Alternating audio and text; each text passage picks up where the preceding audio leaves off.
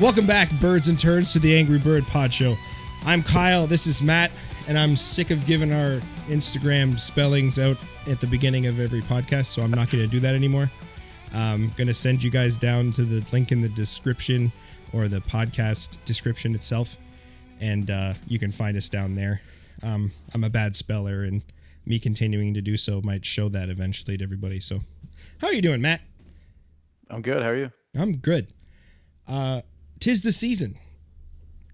The season for what? There's a little nip in the air. There's a little chill on the horizon. It's the season to pull U-turns and take pictures of bags in the middle of farmers' fields. Is what it's the season for. So what you're telling me is already 1 point bag, 0 points, Kyle. Yeah, it was funny because I was driving to an appointment or something I'll talk about a little bit later, and I saw a white lump in a farmer's field, and I was like, I could have been one. So I maybe thought about it for 15 seconds. Turn around. As I'm turning around, actually, as I was waiting to pull a U-turn because it was on a fairly busy street, there was cars behind me and cars oncoming, so I pulled over to the shoulder. I attached my R7 to my 800 F11, and I was like, I might need all the reach I can get. And I look, and sure enough, white bag just hanging out Perched in the field. perched out. Oh, it wasn't perched up. It was just on the ground. Just on the ground, yeah. Okay, because I've seen them like sometimes in our area. I'm sure your area too. Buckets Oh, buckets. on fence posts, upside Buckets down, on fence posts. perched beautifully. The lights hitting it in a way that would, maybe that's a photo that one should take one day and post. It'd be a pretty funny gag photo. Lauren, the blonde biologist, had I think it was a few years ago now, a collage or a reel or whatever, a bunch of pictures in a row bags. Yeah. of stuff that she asked for from her followers and whatnot, of just stuff that wasn't owls or wasn't snowies. And the one was a mop that someone had leaned against like a fence. And it was like moving because it was windy and it was they're getting good. Yeah. They're getting It was like you had to look and then zoom in and then really look. Yeah. And it was Interesting. it was a mop. Well, so yeah. So far this year, I'm losing. I say we drink to all the owls that were not, and have ourselves a little twisted tea. So, before we get into this, I want to tell you about that because historically, I've been drinking sparkling water, I suppose, every podcast, and you've been drinking these twisted teas and making me jealous. Mm-hmm. So, today, making my wife really angry. Actually, I'm drinking all her twisted teas on her. Well, so right now I'm doing this diet because I do occasionally, and the rules of the diet are very easy, but also they're very restrictive. And technically, twisted tea doesn't fall under the scope of the diet, right? Of course. Of course not. But I was like, is this one of these things where it's like start it before January 1st and you're more up to continue rather than starting it the first day? No. Okay. It's a diet. Because I feel like that psychological thing where it's like, don't start the day of, start a little before, and then you're in a routine by the time you get there.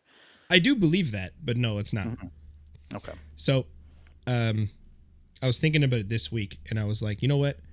I can afford to cheat on my diet once every 2 weeks or whatever. Excuse me. And have a twisted tea with Matt on the podcast. Yeah. Pod show. Yeah. So if you can't afford a 400 2.8. Right. You can easily afford to have a twisted tea every 2 weeks. Right. Exactly. Yeah. So I was like, I should go out today and get some. And I had to go out anyway. So I was like, I'll get it while I'm out. Another thought that I had was I'm going to be going to a spot that over the past couple weeks has had a barred owl pretty regularly, one which I have seen there. So knowing myself, because last week I went to find the owl and I had another appointment in the city, and I was like, I'll go there an hour early, try to find the owl, hopefully I find him, and then I'll get to my appointment. Couldn't find the owl. Go to the appointment, leave. On the way back, Kyle Swanson messages me and he's like, "Hey, I'm going to be at in like 5 minutes to look for the owl." I now realize I probably shouldn't have said the park, but maybe I'll take it out. Do you know how to beep? Oh, that's true. I should beep it. Beep. I got to remind myself to beep it. So anyway, he said, "I'm going to be there. You should meet me there." And I was like, I was just there for like an hour and I couldn't find him. And he's like, "Oh, I'll find it and I'll let you know." And then literally within 15 minutes, he's like, "Yeah, he's right here." And he described the spot where it was. And because of my shortened time period, I had to kind of look around, and it was in the area I looked last on the way out. So I didn't look very hard, and I wasn't as far, I guess it would be west through there, that spot that he was. Mm-hmm. So he was able to spend some time with it. I didn't see it that day, and I wanted to go back to see it. Was this when I was out? When would that be? Remember? Because I was. When was I out? After, I think I went on a Saturday after. And you went out on a Sunday. Okay. That could be true. Okay. So today I was like, I'm gonna be there again. I know the spot he saw it. I'm gonna go. So I actually messaged him this time, and I was like, I'm gonna go try to find the owl. And he was like, "Yeah, I'm on the way home from work. I'll come and I'll stop in and we can meet finally and then try to find this owl." Mm-hmm. But I had fully intended on not finding the owl because I know that I am me, and then using that time to buy Twisted Tea so that I can have it with you before my dentist appointment. Unfortunately, he found the owl, and we spent almost 2 hours with the thing, and I was late to my dentist appointment. That's a solid trade, though. Yeah. You can't really give up those opportunities. Exactly. So, and the dentists would understand. They do. So they know that I take pictures of birds. So I was like, I have two excuses. One, it's a new office I've never been to yet. And two, I was taking pictures of an owl, and I will show you. Yeah, you need the proof, though. You can't just use that as an excuse. Well, the dentist had, actually, not in their new office, but maybe they just haven't decorated yet. But in the old office, they had like a couple pictures of birds around because the dentist himself, his son, likes birds. So he just he had like a cardinal. Every time I saw the picture of the cardinal too, I'd be like, I could have done better.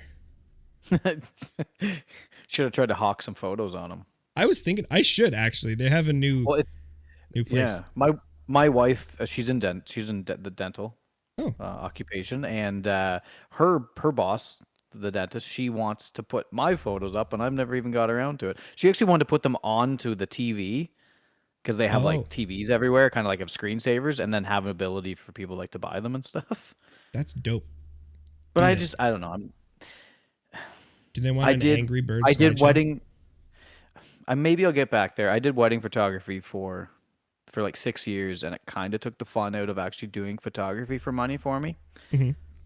And I'm not saying that would happen by selling stuff, but I don't want it to become more than just a hobby where I have to keep up on prints and sales and replying to people. I'm not good at replying to people. I'm not a very good businessman in that way. I'm really not either, and it bugs me when people are like, "You should be selling this." I'm like, "Yeah, but business and things and doesn't it sound like just a lot of work?" Yeah. That's why I didn't want to do this. I'm not focused on like that extra income. It's not that I don't need it because everyone could use it. It's just Money like bags over here. No, I just don't. I don't know. I don't know. Yeah, no, it's. I think people want to. I think people want to quit and replace their job with it, whereas I just want to do it on my own time when I'm not at my job. Yes, 100%. Yeah, it's my something to do that isn't work. Yeah, and I don't want it to be like I have to produce photos because now I have people looking for them, or I want to sell more. I don't want it to be more than what it is. I know it's kind of. I don't know if that's kind of a cop out because I'm like maybe I can't do it. I don't know. I just it takes away from why I do it and how I do it. I think we're both the same in that way, because I feel very similarly, and it's just And I also think that the moment your livelihood depends on you getting the cool shot of the thing, you start Yeah. to take your Risks. morals, and you start Yeah. kind of Well, getting that's what I'm topsy wondering. turvy. And Kind of seems like people that make money off it and then depend on the money, they there's that that cross in the road where like ethics does come into play a little bit sometimes. yep, Are you going to go that little extra step? Are you going to get into guiding? Is that guiding going to turn into baiting? I know that's a big stretch, but yeah, I do think there's a crossroads where ethics start to come into play or what you're willing to do because livelihood is based on it. hmm So now you are using the wildlife as income, whereas I'm just using it as a hobby. So if I don't get the shot that day, that's just a bummer for me. yeah, exactly. Yeah, yeah, yeah. But And that happens regularly, and I don't need that stress in my life. well, yeah, and like I said, last weekend or whatever, I went to visit that owl again. Walked around for an hour, literally an hour. Couldn't find it. Which which is not a lot of time, but it is when you know of an area where there's one. hmm Yeah. Yeah. So if I was searching a forest for an owl, an hour is not a long time for sure. Which is something that I did recently. Like just tried a new spot. I think that was the day after you went out, Yeah. and it just feels very owly. And it's like this. It's 2,800 acres total. Wow. Like it's a big spot, but the spot I was in was about 1,000 acres, and I still managed to find a barred owl the first time there. Did you So find the like, rest of the Winnie the Pooh gang in the Thousand Acre Wood? no, but I'm going to. That should be your new goal for that place. Yeah, 100%. Christopher So Robin. yeah, so I was there from. It was after. It was Friday. I went Friday because Oh, I okay. dropped my kids off. I dropped my kids off at school. My wife was away at some dental Retreat. seminar or something Oh, down in the city, and she wasn't going to be here for drop off in the morning. So I'm gone at 4 a.m. So I decided to stay home since she wasn't going to be there. Dropped them off at 9, and then I went out, and I was there from, I'll say 10, which is not a great time to start. hmm. I went from 10 a.m. to about 1:45. So I put a few hours in, but I still managed to find one in during the daylight. That's sweet. Overcast, gloomy daylight, but yeah, That's all we get from here on to it's been March. like that, eh? Yeah. I mean, you get some high pressures or whatever in January, less in February, but 'cause there's always that January thaw. But yeah, for the most part, like we're creeping up to like the Snowy shortest day of bag the year. season. And the shortest day of the year, like we're only a couple, 3 or 4 weeks away from that. 3 weeks. Yeah, Christmas. So it's getting gloomy out there. hmm That's when But I noticed. That's why I noticed the difference between the R10 and the R8 though was this time of year. that's fair. I was just comparing them about 2 hours ago, three And I'm hours glad you ago. did because the first time you went and you saw a barred owl, you didn't put the R8 and the 100 400 kit. It was 800 and R8, R7, 100 400, and you shot those. Yep. Do you know the Yeah, so reason I'm that I glad do that that you for the most part? so you don't have to switch a kit or lenses. It's just something to go. It mathematically in my head makes sense because the R7 on with the 1 to 4 is equivalent to like 160 or whatever to like 640, and then the Yeah. R8 is Yeah. 800. So it's like if I need a little extra distance or whatever.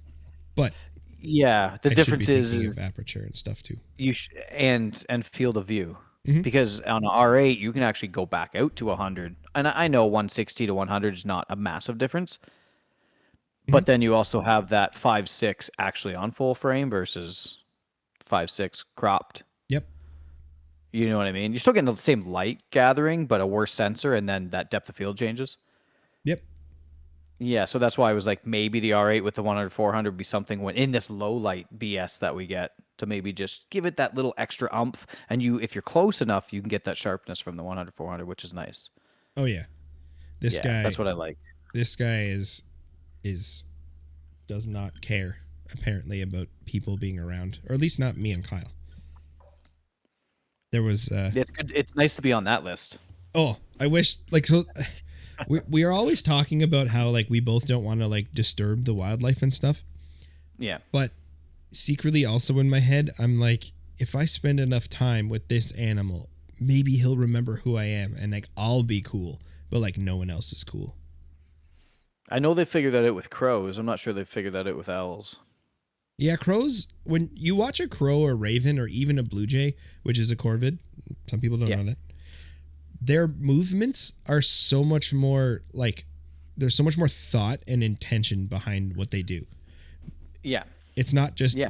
bounce around a tree. It's like I need to Yeah. go to that spot specifically for this thing kind of You've stuff. you've heard you've heard the scientific thing, which they think they discovered that if they don't like you as an Mm-hmm. individual, they'll remember your face and they'll tell the others, kind Yep. of. Yep. Yeah, that's pretty wild, eh? So Jen and I really like corvids and crows and stuff. And she's recently discovered there's a raven that hangs around her work. And she's like actively trying to come up with ways to like befriend this raven. Mhm. And there's a guy on TikTok or something that like has some that like live around him, and he's kind of like trained is the wrong word, but like they exchange gifts. Yeah.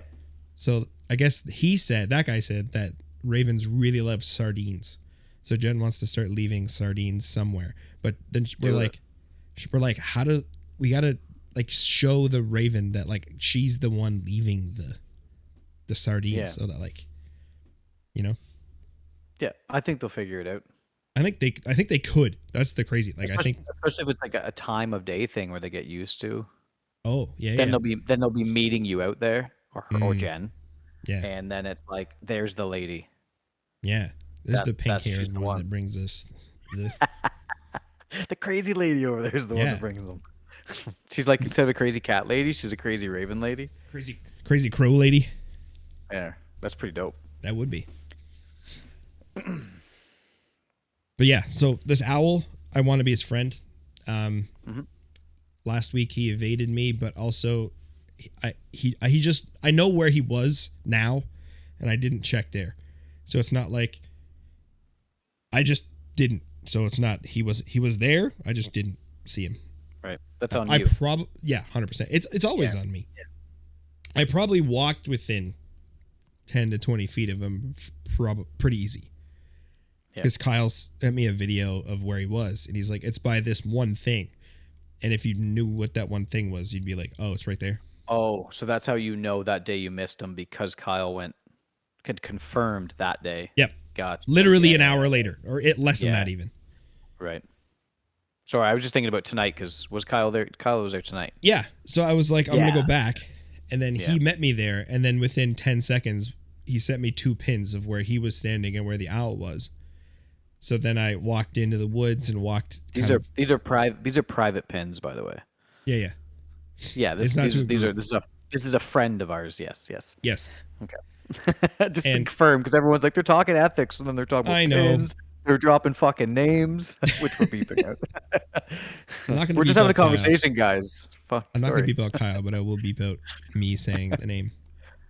Yeah. Um, but I so when I'm walking to where he was, I was like, I got close to where the pin was, and I started to like slow down and kind of, I couldn't even see Kyle yet.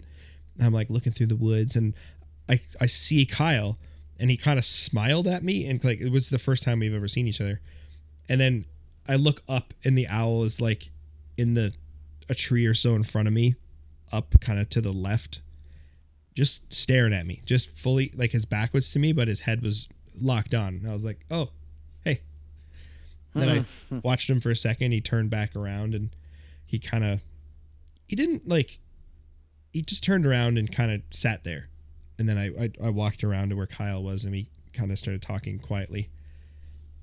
And we just enjoyed the owl for a while. And after a few minutes of just kind of getting to know each other and talking, the owl started becoming more active. Like Kyle was checking his watch, and he was like, yeah, usually about this time I see him start hopping around and looking at stuff. And as we were talking, the owl's like body language changed. It wasn't like fluffed. It was like kind of more upright, and its head A little started more elongated. yeah. Yep. And its Started to head wake up. started just to like look in a spot. We'd hear like a squirrel chatter, and it would look that way really quick. Yep. And like it was looking at us, but not in a like distracted way. It was just like they're still here. No. Like, there's still people there throughout the day. There's still squirrels chattering. Yep. He's just not reacting to them during the day. He's alert and awake because he wants to be. Yep. And it's funny that, like you said, Kyle said, "Oh, this is about the time." Like, yes, that's a typical behavior, but there's also like an individual characteristics where you can kind of read their individual body languages. Like, there's a group of or a pair of great horned owls at a place that I go to, and I can go certain time of night in the evening, and I can tell you exactly what they're going to do. They're each at other ends of the park. They meet in the middle. The male flies closer to the female. The female eventually comes over and lands on the same branch. They do their little interaction, and then they fly away and Hmm. start hunting low into the night. And they'll do it like every night. I'm sure it's a little different in another area, but you just get to know the individual behaviors, especially of these ones that are kind of in more, I guess, public areas where they see people more, so they're not afraid to show a little bit more character. This is definitely a very public spot. Yeah. And most of them are. Most of the good ones are. It's just knowing that when they get a little out of hand, which I think you're far enough away from the city center Hmm. that you're not going to get the same kind of like droves. Same with me. I'm further north of the city center, which most people aren't going to take the drive because there's 17 other parks where they know where they are, where everyone's going to kind of stay in. They can do that park in the morning, they can do that park in the afternoon, they can hop around a little bit. Whereas in our areas, you kind of like you key in on Y area and you try to get what you can get in that area, and that's Hmm. kind of your trip. Yeah, you know what I mean. It's not like filling a whole day. Yeah. Yeah. This guy, well, so this particular spot has had bards at it before, but this particular bird doesn't seem to be one of the ones from years past. And even today, towards the end of us hanging out with it, it had traveled from within a very forested spot to the open. So it actually was, we were standing on one of the main walking paths, and there's a little tiny meadow thing. Hmm. And it was just there. It was in a dead tree, and then it moved to some like other dead trees that were like skinny and like tall stalks. Like all the branches and snapped off just like a post, basically. Right. And people were walking past as we were standing there. And a couple, an older couple, they were like, "Oh, the owl's back," because this park has had barred owls before, and they, like most people had that lived around there and walked through it, had seen it. I guess in evenings and mornings or whatever, just probably where this one was or similar spots. And so they were like, we were kind of thinking that it was a younger one because of the way it was kind of acting. And even Kareem, I guess Kyle had sent some pictures to Kareem, and Kareem thought it looked kind of young. And I had a couple other people tell me that it looked young from the pictures I posted too. Hmm. And the way it was kind of acting, like it hadn't got effed over or fucked over by a human yet. It was just like these weird apes are around pointing these black tubes at me. Yeah, But but they don't do anything to me ever, so no. I'll allow it. Yeah. At Yeah. one point, so this the coolest part for me, and I don't really have pictures or footage of this, but I have a Kyle who was there. I was it had flown from the perch that I had got there. We had saw it initially, and then it flew deeper into the woods, and we kind of started off that way, and we saw it sitting really low, and it was in a really sticky, just there was sticks, many sticks, so it kind of stayed where we were, and it I kind of got down low to try to get under the sticks to get some shots underneath, and it flew towards us. I guess there was a squirrel rustling in the ground or something. It flew towards us at me, kind of a few feet off the ground, and then it landed in a tree that was probably maybe 8 feet in a straight line away from me, and Kyle was maybe a few feet behind me, and it was between both of us, kind of in a weird triangle shape. So from where I was, it was perfectly blocked by the tree, but where Hmm. he was, he could see it and me, and that's where the video he sent to the Right. group of me sitting Yeah. down, Yep. and I got Wrestling a in the leaves. yeah, and I got a picture that I've always wanted of the bard poking its head around the tree at me, Yep. just the like half of the face, like Yep. past the trunk. I haven't posted it or anywhere or The looked the at it nice yet. thing the nice thing about the video is the barred owl, if you're standing at an average height of an average male, it's perfectly eye level. Yep. And you decided to lay down. Well, I was sitting before to shoot under. Yeah. Well, Just the video just is like, oh, this guy doesn't want eye level at no, all. I want the owl to seem huge, so I shoot Yeah, all exactly. up at it. Up. Yeah. Yeah. That perspective is killer. Yeah, it's the like hero shot or whatever because it's I'm just above so me used looking to just down. shooting them way up into a tree, so I figured I'd lay down underneath them. Well, at one part, it took off after a squirrel and almost got it. Like Kyle had a better vantage point, and he's like, it Right. almost got this squirrel, but it was sitting on the ground at one point on like a fallen stick or a fallen tree.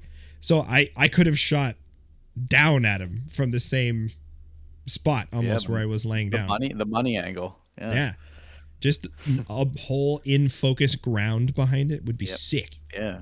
I have a couple shots like that of them in a snowy ditch where they've come out of a tree where they're perched Mm. on the side of a road, and then they drop down in the ditch to hit a vole or whatever they're looking for, Yep. some sort of mouse.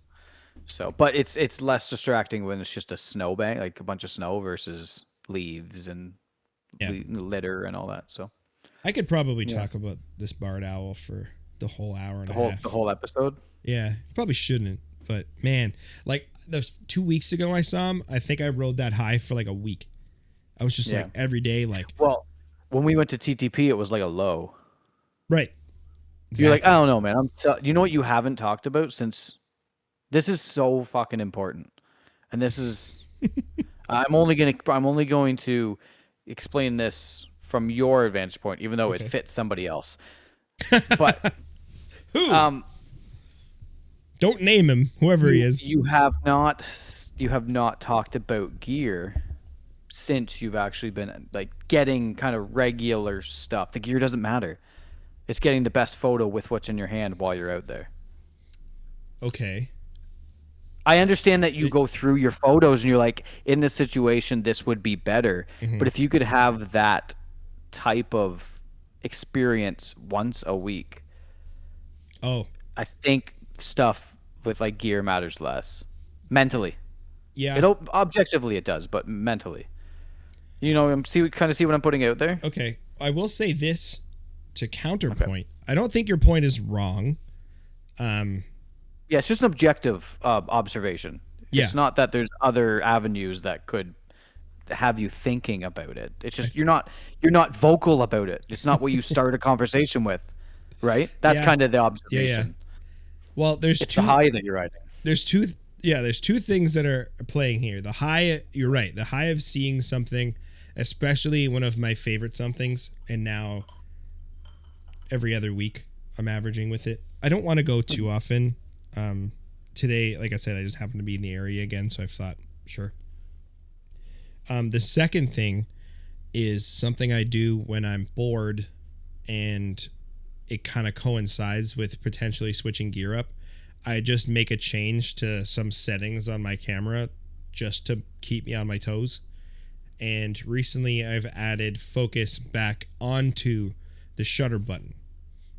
And I kept forgetting that today, but not in a detrimental way because my finger was still on the trigger. So when it didn't do anything when I pushed the back button, I was like, oh yeah, half press the shutter button.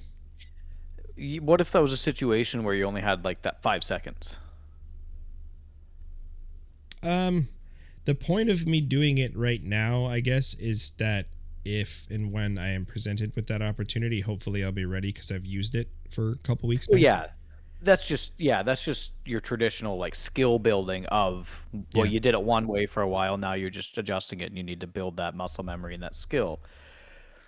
But like say you're driving down the road, I mean, I guess you're taking the chance. I just now it's funny because like I look at things as such an objective like hobby level or hobby kind of angle, and then I'll look at something like this but I want to make sure I know exactly what my gear is, how I can do it, and it's muscle memory, and I don't want to have to. I don't like changing things. Yeah. Which is silly because I'm just a hobbyist. Like, so if something is bothering me, I should just change it and I shouldn't worry about missing a shot. But then that's where I kind of think like a pro, where I'm like, no, use it the way you've learned to use it, and that that's going to work. So I think in a safer way of thinking, I know he who shall not be named likes to think like there's a piece of gear or a feature that will magically make everything kind of awesome for me. I think I feel this not the same way, but in a similar way to settings, which is a little bit healthier, I think, because you can change settings all day on the same camera, and Oh, for sure. Yeah. you're not losing money, you're not wasting your time. So I'm just Yeah. like that's the reason, like, because cameras don't come set up for back button autofocus. You have to add that. No. And that's also another argument of like give anybody a camera and they'll take a good photo, like with a new camera, at least take like a more professional looking photo. But that's because it's already set up. Give somebody a camera out of a box and go, now turn everything on, get it dialed in so that when you push that button, it does exactly what it's supposed to. It doesn't come out of a box like that, like you said. Mhm. So that is a skill in its own, is setting up a camera. You know what? People shit on Sony menus. I I've have a never really theory. used one. Well, that's the thing. So I have a theory. I feel like the theory is people just get used to whatever, and then Yeah. anything else is shitty. Oh, 100%. And that's my argument because when the R8 came out, everyone else was like, well, not everyone, but a certain select people were like, I don't like the ergonomics. It doesn't feel good. It's too small. Yeah, that's just because what you're used to. If you use this thing long enough, you're just going to get used to it. There's going to be small quirks about it, but just like anything, if you use it long enough, it just becomes usable Have I? and familiar. So that's kind of like my addition to what you just said there. I agree there. Like, Yeah, that things just do become more comfortable over time. What doesn't become more comfortable over time? Doing a podcast becomes more comfortable over time. it's true. Driving becomes more comfortable over time. Like it's just it's all a comparison of what you know currently So compared to what you don't. I have two minds about that, like most things, which apparently I do. You So should pick one, no, one no, at a time. fence sitting is great. You know, Oh, okay, you can make everybody happy. that's what makes us different. Oh, I don't care about that. No, I know. So one of my favorite knives. This is a little off topic, but I'll bring it back. I promise. One of my favorite knives is called the Chris Reeve Omnumzon. And for the no listeners that know what I'm talking about, thank you. And it. So partially, one of the things that makes me fascinated, interested in knives is how they open and close. So specifically for me, it's mostly folding knives. Some people have shown me some nice fixed blades or some kitchen knives. And I'm like, it's a knife. It's cool. But like for me, it's the opening and closing and how you get to that point. And the Omnumzon is very weird compared to the convention, I would say. The way that you have to push the thumb studs and kind of open it is very different. And the way that you close it is also different because of a design feature that they made. So a lot of people will say the Omnumzon is uncomfortable to open and close, so I don't like it. But I say to them, it's because you're not opening and closing it the way they want you to open it and close it. So following that same logic, you could kind of say the same thing about camera ergonomics. So the person with the knife is saying, the way I'm used to opening it, I can't open it the same way, so I don't like it. Okay, change the way you're opening it. And then all of a sudden, when you do it the way they want you to, it's magical, in my opinion. Right. So partially partially why I changed the buttons on the R8 to bring the focus back to the shutter button was because I don't really like where the back button autofocus button is. And I wanted, because my thumb always wants to be more left, but in this dead space where there's nothing for it to do over there. So I was like, well, why not give it nothing to do, hold it more comfortably for me, and just use the shutter button as the focus. And I have been, well, today mostly, and it was fine when I remembered that that's how I said it. You said that you had the focus, back button focus that you had button now to stop focus. So if it's hunting too much, now you just you interrupt Yep. it. Right. Okay. because the thought was like, that's the reason that you would back button autofocus kind of in general, was that you would, once you've locked focus by holding up, you could theoretically let go, and then the shutter button would just take pictures at that focal plane. So if your subject doesn't move, you're fine. Right. You're good to go. Yeah. By adding the focus onto the shutter button, every single half press, it's asking the camera to try to find that subject again. So once you have that focal plane, now you're right. I have the back button autofocus say, stop hunting, stay here. You're doing a lock and hold. Yeah, I'm telling it to stop, as opposed to me just not holding the button down. Yeah. That's interesting. It doesn't sound as bad explaining it when it does text. Yeah. I sent Matt a text. Well, yeah. I sent him a text like, and I might have doing something controversial. And I'm kind of like, what the fuck is he doing now? Now, I get it. You know, and listening to it, because we haven't seen each other since that TTP trip. Sad. It has been sad. And it does make more sense kind of explaining it kind of, vocally. Yeah. Most of the time when I have an idea, it's sort of well thought out from my point of view, but to other people's, it might be a little strange. And I don't disagree that those buttons are in compromising areas. My hands are small enough, and that's another counterpoint to me saying that like it's something that you're just not used to, so just use it and you'll get used to it. Yes, to a certain degree. If you have big hands, you're probably going to be better off with a slightly bigger body. I have smaller hands. My knuckles and my fingers aren't getting stuck in between kind of where the lens would mount, which I know someone with big hands might be a little too tight in there. So you gotta understand that's not fit for everybody, but for most people that camera is comfortable enough. But yeah, those buttons are a little compromising.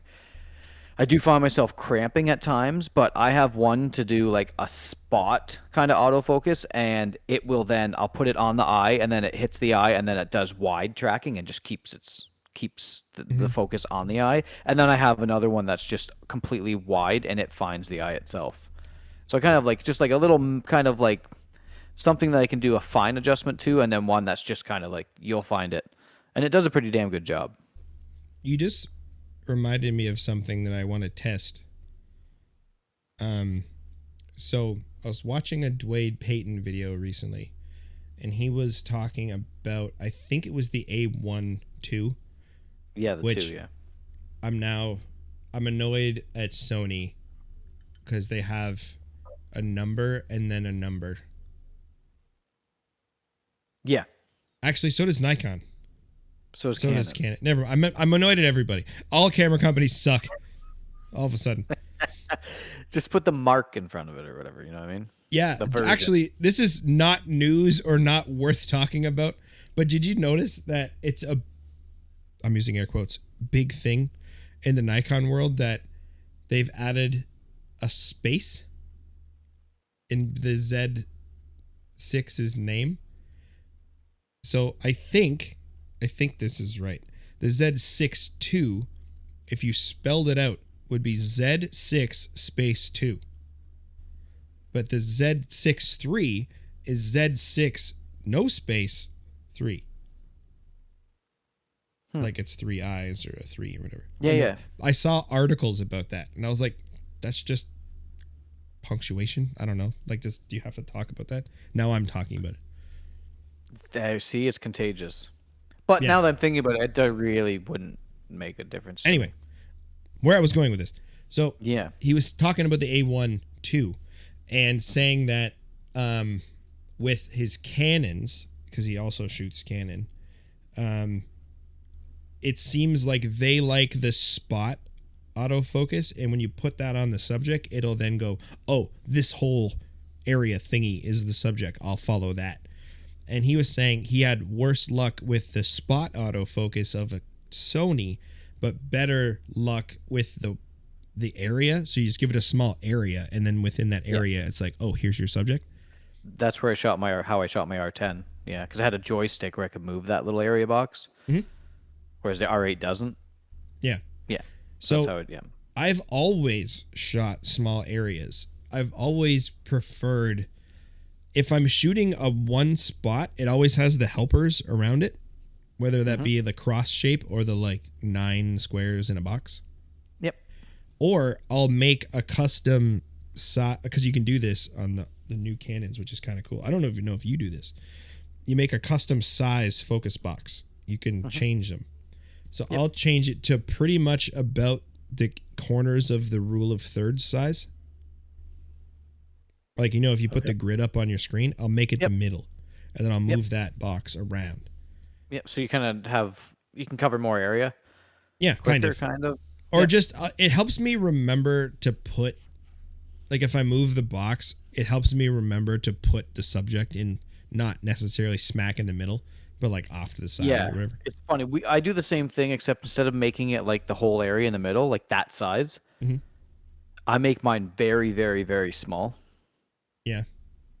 But So what I find with the small is just like what Dwayne said, it doesn't pick up stuff, especially if it's like really in or out of focus, or like, it sorry, towards or away from you. it so you're saying if it's wait, if it's a flat image, you mean? Then there's like No. it's just busy. So say you're focused on the background and the subject is really close to you Oh, I see. and it's Yeah. way out of like it's barely Yeah. detectable. Yeah. Yeah. Yeah. I find the camera does a better job, and this is what I want to test, of racking focus all the way back with a bigger area. Because my Hmm. thought is you're actually giving it more to think about. So if you give it a tiny box and it's like, this thing's out of focus, whatever this thing is, it just doesn't have enough information to know whether or not it's out of focus forward or back. I don't know if that has I don't know. I want to test it. because isn't the new stuff based on contrast So rather than phase rather than the phase detection? Like, isn't it? So if the scene just is a tough contrast scene and it's having problems racking back and forth, I don't know if a bigger box is going to solve that. well, the way my mind kind of thinks about it is if you give it more information to Yeah, no, I calculate understand that from, the chances of it getting the right information is more. But I don't, like, it's because just a feeling I have. the way I use mine, if I have that small box, say I want composition where I want a lot of right and bottom right, top right, bottom right, and bottom left foliage or scene, and I Hmm. want my subject to be up in the top left. So sorry, Sure. top right, and bottom left. Then subject up in the top left. I'll use my small little square, and I'll actually move it over with the joystick with the buttons, Yep. and set it up in my viewfinder where the box is right there. Hmm.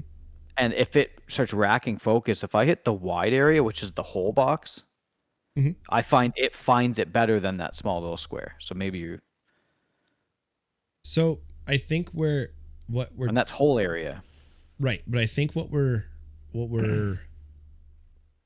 another thing that enters this equation, which I would like to take out of it, just when I do, Mhm. if I do a test, is the subject detect at all. So if you're saying in this tiny blurry square there might be a bird, or in this bigger area there might be a bird, I feel like that immediately the bigger area is going to go like, oh, it's here. But like the Yeah. little tiny blurry square, it doesn't know what that is. It doesn't know if it's a bird or a train or a person. Well, see, I set my size up to be the size of the bird's eye. Like I'm Hmm. not shooting small in frame. Most of my stuff's way like Yeah. uptight, like me. No, but you know what I mean. So like that That was good. that small box really is a small box, but it's hitting a big part of the subject, and that's that Hmm. eye detect that I'm using. So I'm actually filling that eye with that box. You're not looking at a small in frame, and the body of the bird is that small little box. You're talking about a pretty big area Yeah. I that guess it's grabbing. That's I why I think I'm able to use that small box because my proximity typically is more closer because that's just the type of shots I like. yeah, but I might have to adjust it slightly different if I was to shoot stuff that's further away with more environment.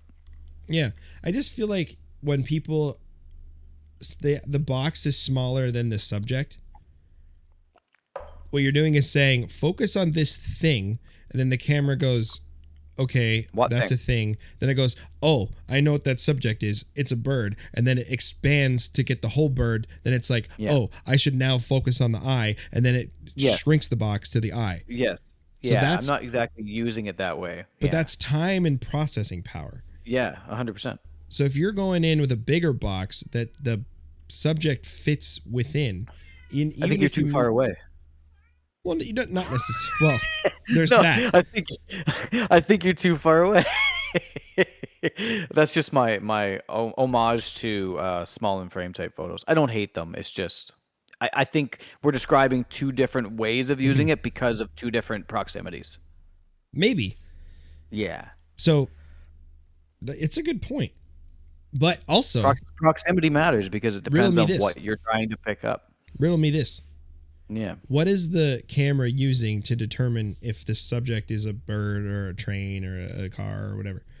So if you're too close and you're not, is it harder for it to figure out that it's a bird if there's less of the bird's outline?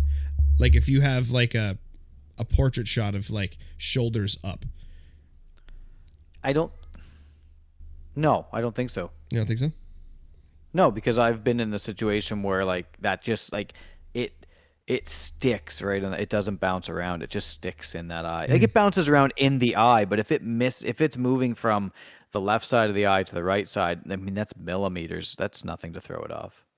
It's always Yeah, moving, but as long as it's not jumping off. and I'm not really thinking about or like wanting to test how well it stays locked once it does.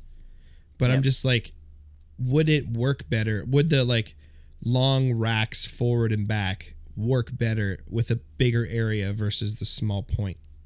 Because I think if you have a small or medium in size frame bird, yeah. but I'm not talking necessarily only bird. I'm just talking moving the focus backwards from subject to background.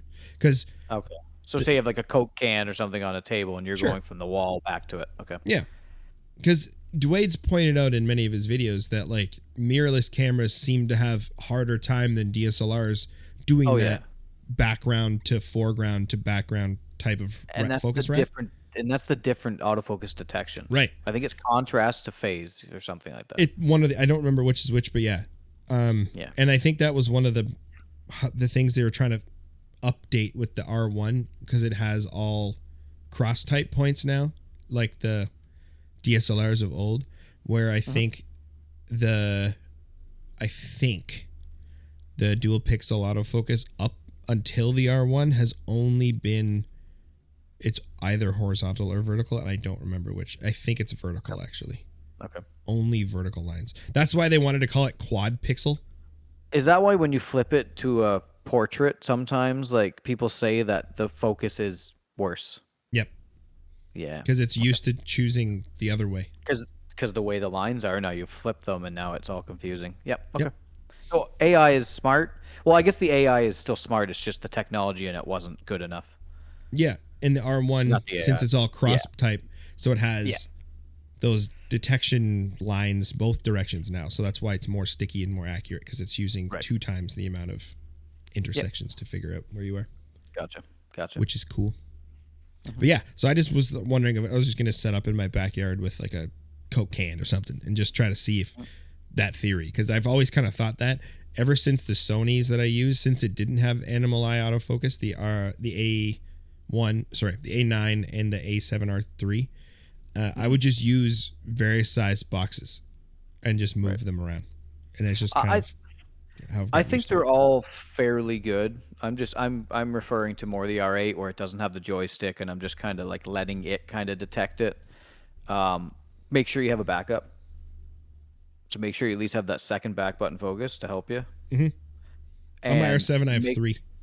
Yeah, and make sure you have an ability to override all that and go right into manual if you need to. Like, and if you just do that, then nothing's really gonna let you down because you still gotta focus on your own skill sometimes. Yeah, so It's very rare that I have to do manual focus, but there's the odd time. the R7, just because of the way the buttons are, partially also why I wanted to do this wasn't only the R8. The R7's back button autofocus button is in kind of a dumb spot. It's like between this wheel and here, so it's a really Yeah. tiny spot for your thumb. Yeah. I want it on this joystick, but then I Yeah. can't use the joystick for moving the Right. focus That point used to around. be like on DSLR, used to be like the live view button or something, I think. Yeah, Up in boy. that area. Yeah. Yeah. But the I don't remember where I was going with that. But the R7 I've also changed. Oh, I have more. So this button, the front button, I have non-tracking. So if I hold that down with my ring finger, it takes off like eye That's tracking and stuff. so that's the front button on the right hand side beside the lens Yep. mount. Yeah. Okay. So then the autofocus button, the back button, does the stop the autofocus so that if because I've moved it to the trigger again. Yep. And then the one beside it, the asterisk, is my like, oh shit, something's flying. So it like, That's how mine is. Yeah. It's just yeah, wide angle, whole wide area. Yeah. yeah, That and we're gonna need that oh shit for what's coming. Or what has come. And every year, Kyle and I, gonna let you in a little secret. oh Kyle and I have this little friendly bet on who can see one first. yes, Every year. all And you two. need that. This is actually when you don't really need the oh shit button. They kind of No just sit there. So yeah, it is the season of the snowy owl, and there are Megs. reports flying all over. There's Yeah, reports all over. It's one of those eruption years. It's don't seeming to be. don't jinx it yet. Well, it might be just a lot of migration coming through, but there's just a lot of reports. So I don't think there was a report, or at least more than one or two in Ontario, till like January, like mid-January 10th, last year. 10th, 12th of January. Yeah. Yeah, Yep. and now, well, we talked about this last week, and there was like five. Yeah, I can look right now while you're spilling Yeah, off, and I and can that's tell why you. I thought that could be one in the field near me, because I was like, Yeah, of course. there's been some around, and like we've said So before, we both live in kind of snowy areas. yeah, I have them. Back 3 years ago, I had four of them near my house, like 5 minutes from the door. So Mhm. now that I've let the cat out of the bag, because Kyle said it didn't count, like I couldn't see one before we brought it up on the pod because we had to let you guys in on it. I am actually going to stop at one of my local areas on my way home tomorrow. No, I am, and I'm probably going to see one because one was reported there. You don't know how badly I wanted that bag to be one, so that on this podcast we could introduce this little friendly bet we have, and I could Yeah, be like, I won it. yeah. Also, So it was not to be. there are four reports just in Ottawa, one in Cornwall, one in Greater Napanee, one in Prince Edward County, one in Peterborough, one in Keswick, one in Tobermory or Lions Head, Mhm. Wyerton, one in Manitoulin Island, One over King like Carden Way too. yeah, and then Kincardine. down by Port Burwell, which I think is down by Carl. Oh, I don't know. I think he's I think he's that way, They sort of. seem to be on the edges. Yeah, but it's just wild, like you said. Like it was the 12th or the 14th or the 10th of January last year, Yeah, and I was speaking to a buddy over in Simcoe County, which is just about Wasaga Beach area. It's a big flat open area, lots of them usually, and they didn't. They had one reported yeah. this time, by in January last year. So this could be a fun year. I really enjoyed driving the side roads and spotting multiple, like 7, 8 a day sometimes if you drive, the right areas. Yeah. And I don't know, there's just something to it. Just see these little snowmen perched up on posts. Sometimes they're right beside the road. I've had some very, very close. I don't remember who I heard it from, but I love the term tundra pumpkins, Yeah. because that's, especially when they're sitting on the ground, they're just little like Yeah. domes of white Yep. fluffed up. But yeah, so with this bet, it's always just been like a I saw one first, loser Yeah. kind of a thing. Yeah. Is there Clout. since we have like this medium of something now, should we hmm put something on this? I don't have any ideas. I'm just wondering if we should. Well, I feel like I'm probably gonna see one by the end of the weekend. So whether this is even out by then, we probably can't get any feedback from you guys. So we might have to figure out something between you and I that they might like. Well, we've received a Um, grand total of 0 feedback so far, so I don't think even if we asked for feedback, they would be willing well, to participate. we've had personal feedback like DMs That's like true. on the Angry Bird Pod. It hasn't just been on the actual like podcast itself I on did check. Spotify or. I did check the email before this, and there was no new ones. So Okay. I just wanted to make All sure. right. All right. So yeah, I don't know what it could be. We'll consider what that could be as we move on, but What? it has always been just fun. I think I know what it is. I think All I right. know what it is. Does it have to be a case of Twisted Tea? It could be. They're gonna have to sponsor us soon. Oh, I know. Twisted Tea, get on that. Twisted Tea and Canon are the most announced, and then Do the other people thing. gun for sponsors, or do they just kind of let sponsors happen? I think sponsors just show up when you get big enough. Oh, okay. So we shouldn't We be don't have to like, worry about come that. on down. No, we don't have to worry about that. Oh, okay. But yes. I don't know. Is that something you'd be down? Should we be like put a case of Twisted Tea on it? Whatever. Yeah, even like it's like a 12 pack or something. Yeah. Doesn't have to Although be. I like these slightly sweetened. No, I know you said that. I would get you what you They're like. they're so good. Well, yeah. All right. I've tried the other ones like the raspberry and all that, and it's just it's girly. Yeah, I just Anyway, need sweet and alcohol, and it's fine. I I could definitely take an extra case, so yeah, I'll take that when I see it tomorrow. Before the podcast even goes up. Unfortunately, I am definitely going to stop on my way back on my way home. Well, I It's drive. 3 minutes out of my way, so Yeah, I feel like generally in my area, it's even on big years. It's been well. Actually, I'll say the earliest that I've looked for them was Christmas break 2 or 3 years ago, and I did see some. So end of December kind of. But if they're around, like they're around. I've seen them as early as November 23rd myself in previous years, but I think you did tell me that once actually. yeah, so I mean, but that was again a really good year, and look Hmm. at all these reports. That was probably 2020. Yeah. Yeah, it would have been 2019, 2020 when it was a really good year. So again, it's kind of lining up. Yep. Hopefully we don't jinx it, but I really enjoy it. It's just different. It's different than looking for any other owl species, in my opinion. Well, other than short ears, but we don't really have them in my area, so I don't go looking for them. I travel to the island for them. Hmm. But if anywhere else I'm looking for a saw-whet or I'm looking for a bard or a great horned, I'm hiking through woods, and it's kind of nice to just drive a car around and go, oh, there's one. Oh, there's one. Yeah. Different speed, just different speed. Yeah. It's nice that they're not that they're not hiding, but they're like hiding in a spot you'd see like a red-tailed hawk or a harrier or Yeah, something like that. You're just like, oh, yeah. he's up there.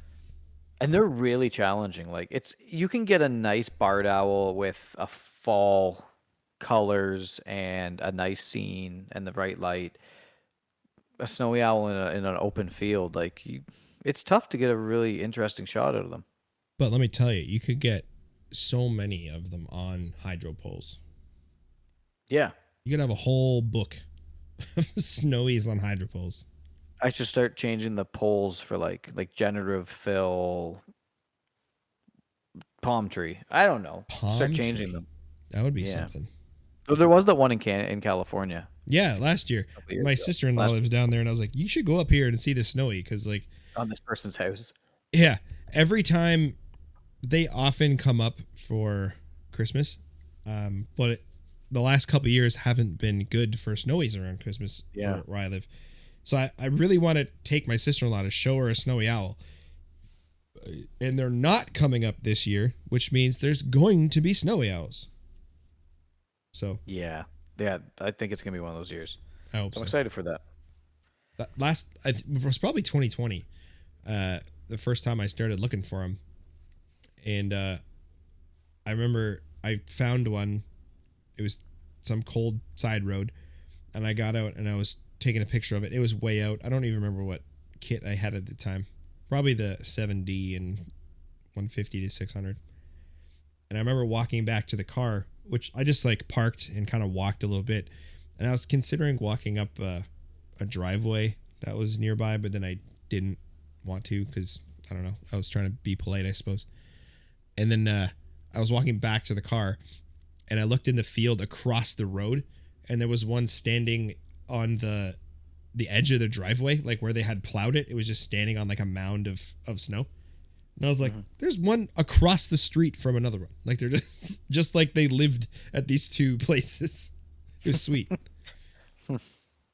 Interesting. Do you know if the sightings have been like younger or any information on sex? Yeah, the few that I've seen, certainly local. The one is really young. The one I might go see tomorrow. It certainly seems like it's heavily barred. Um, like heavily barred. It's Mm-hmm. really dark and really dark on the cap. Just looks like a young bird. So I would say that's a juvenile. That's be a good I don't sign know of about the the ones eruption. out.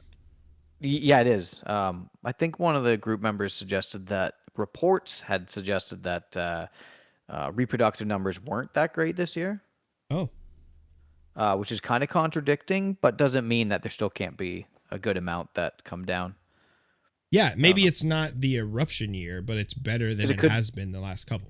it it could be to next year where they really have a lot of babies. So we could have 2 years in a row, and that does happen I'd be so sometimes. down. Then yeah, we could use that luck. Yeah.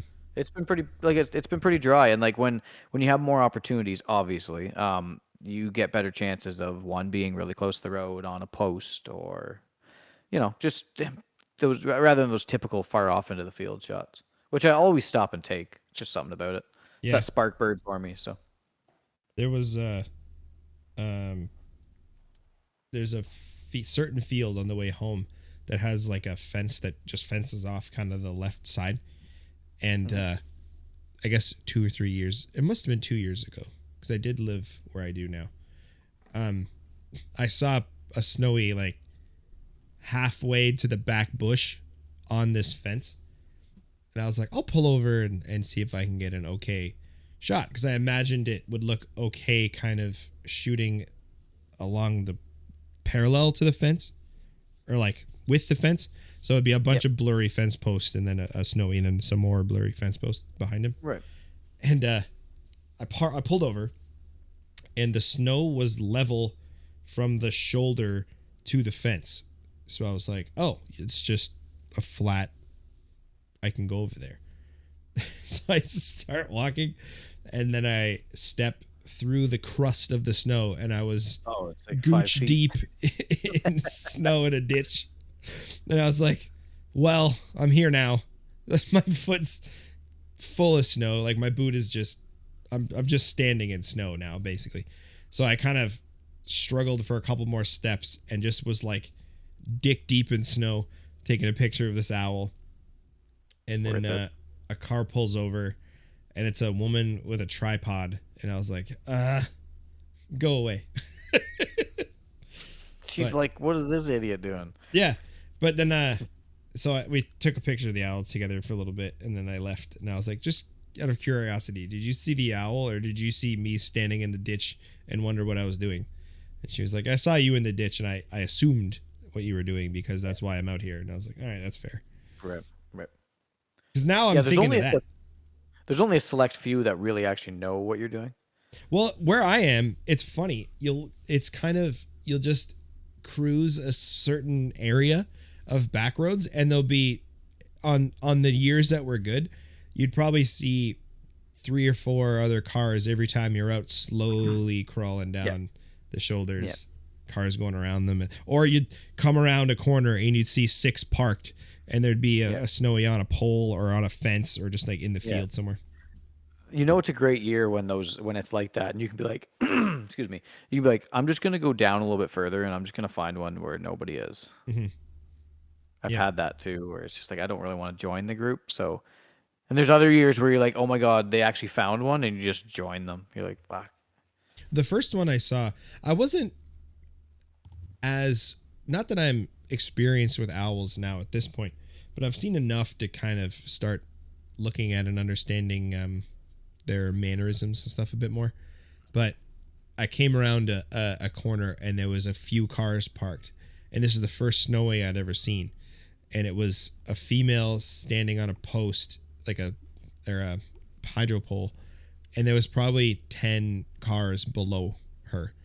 So I was the last one to park, so I was far away. I just parked, came out of the car, took 5 or 6 shots, kind of watched it for a few minutes, and then left. It's not a good shot, but that was my first snowy owl, so it was kind of cool. And I think, strangely enough, like the only female that I've seen. Yeah, you have like a strange luck with all these like Boys. bright white males. Yeah, what's that all about? I don't know, but I think last year it was one bird that was just the only one around, and I kind of saw him in one spot, and then I saw him in another spot for like the last half of the winter. Mm-hmm. At one point, a person who I spoke with online, they mentioned that it had a name because there was I think it's called Project Snowstorm. Yeah. There's a website. Yeah. Yeah. So it was one named, I don't remember his name, but she was like, "Do you think it's this one?" But none of the pictures that I had, it showed its ankle. It was always like covered up with fur. It's got that house arrest thing on it. Yeah. Yeah. So it would have had a tag on it, and it showed like where it went and where it came from and stuff, which was kind of cool. Yeah, there's a bunch out Ottawa way and Montreal way, and one on Amherst. Yeah. So that bird ended up towards Ottawa last year. Or sorry, that must have been 2 years ago. Because last year that same bird ended up in Ottawa, or that there was like an airport over there that it was near or something. Right. But it didn't show up because that Project Snowstorm were like, we haven't seen like any of the owls come back this year. And it wasn't until January that they started seeing any of their owls within the range of where their transmitters can read. So it wasn't like no one saw them. It was they didn't arrive until later even. Oh, they go out of range. Okay. Mm-hmm. I didn't know that. Yeah.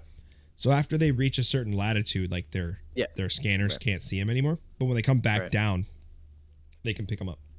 Is that because the Earth is flat? It's round. I don't know. I think it's just the technology of whatever they're using. It's because the Earth is round, Kyle. Yeah. Oh, I know the Earth is definitely round. If it was flat, the transmitter would always see. Right. Exactly. Yes. That's how you prove it. Just debunked it. Man, so do you want to start me on this? Because this drove me insane.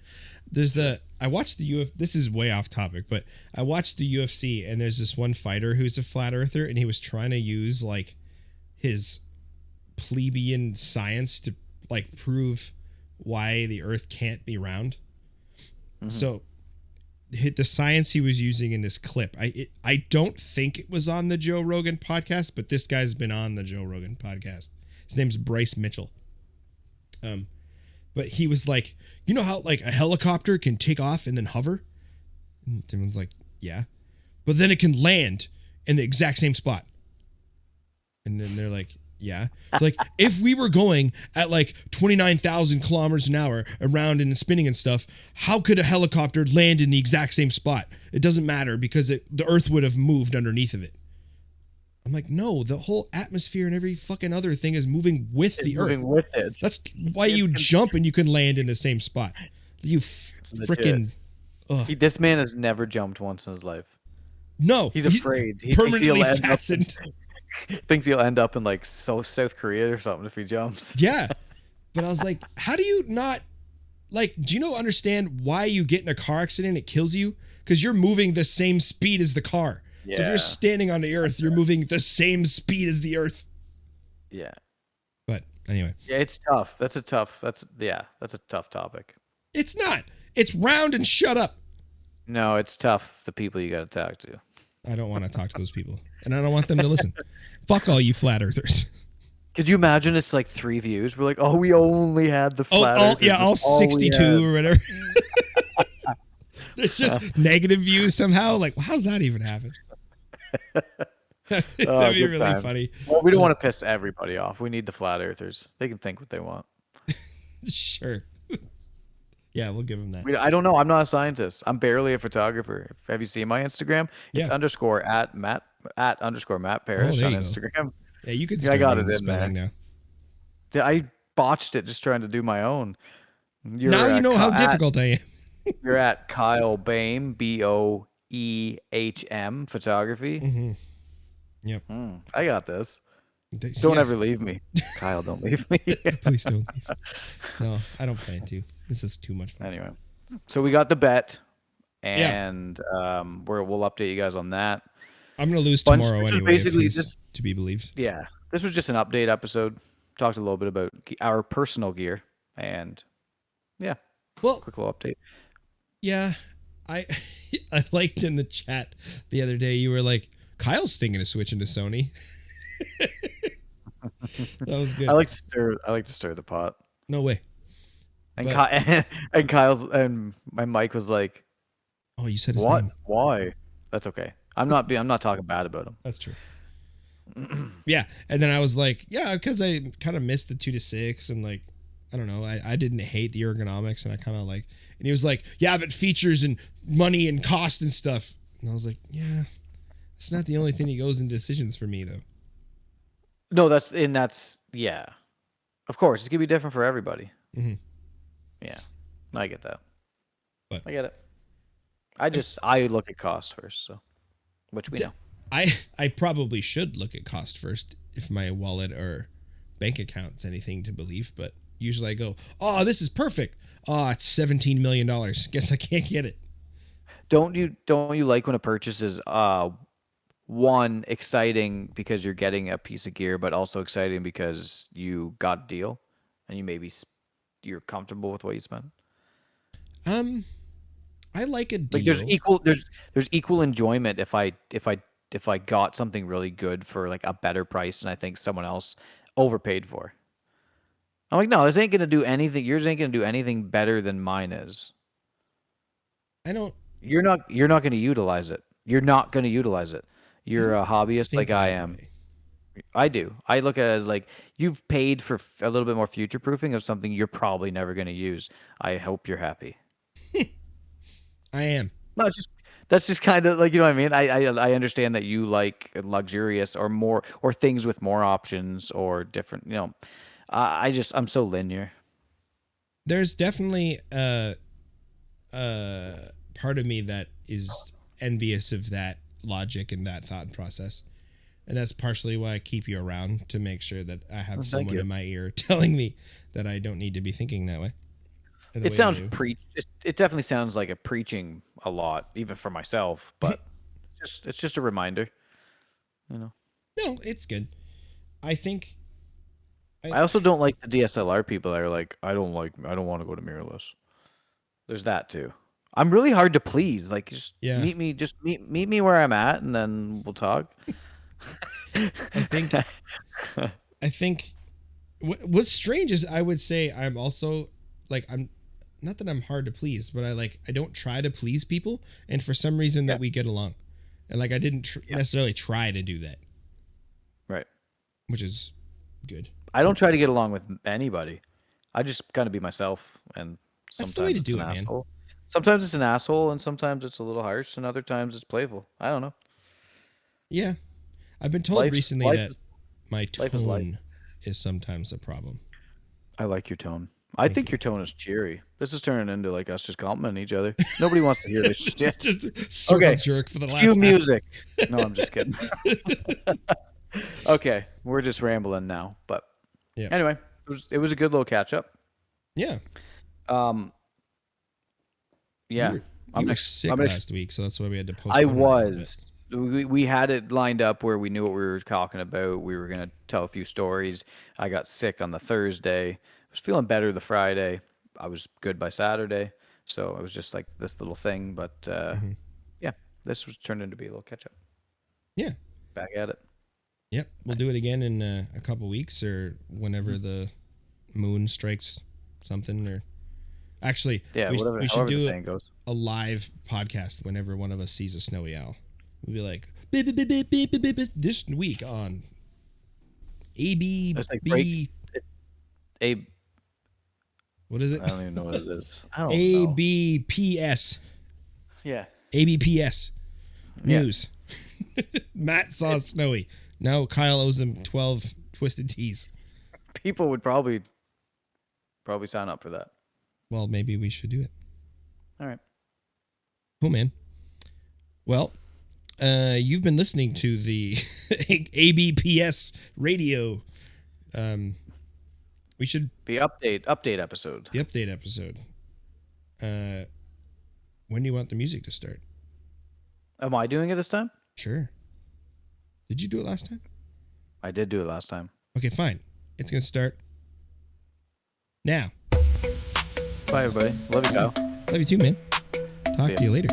Feathers, beak, and wings, all up in the lens. Kyle and Matt snapping, capturing all them trends. Peeping through the scope, freeze frame the fly. Angry Bird Pod Show, aiming for the sky. Oh, they click in the snap, see the birds on the map. Angry Bird Pod Flow, flipping through the recap. Kyle and Matt, dropping wings on blast. Tune in next week, this one never in the past. Eagles, hawks, and kestrels, flying so divine. Peep the live broadcast, podcast goldmine. Twisting in the air, birds of every kind. Critics gonna chirp, but they ain't ever dying. Zooming in on sparrows, robins in the mist. Matt's got the shutter, Kyle's got the twist. Feathered friends in flight, equipped with the strut. Angry Bird Pod Show, capturing the cut. Oh, they click in the snap, see the birds on the map. Angry Bird Pod Flow, flipping through the recap. Kyle and Matt, dropping wings on blast. Tune in next week, this one never in the past.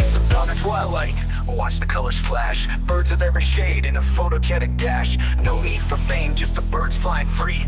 Angry Bird Pod Show, bringing all the glee.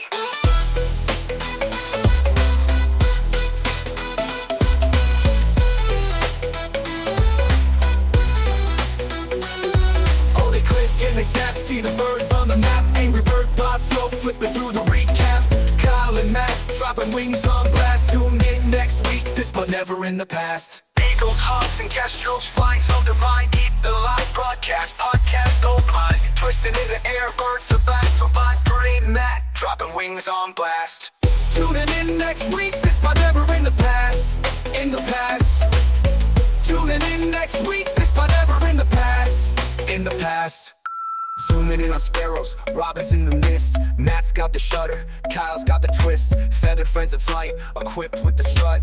Angry Bird Pod Show, capturing the cut. From dawn to twilight, watch the colors flash. Birds of every shade in a photogenic dash. No need for fame, just the birds flying free. Angry Bird Pod Show, bringing all the glee. Oh, they click and they snap, see the birds on the map. Angry Bird Pod Flow, flipping through the recap. Kyle and Matt, dropping wings on blast. Tune in next week, this one never in the past.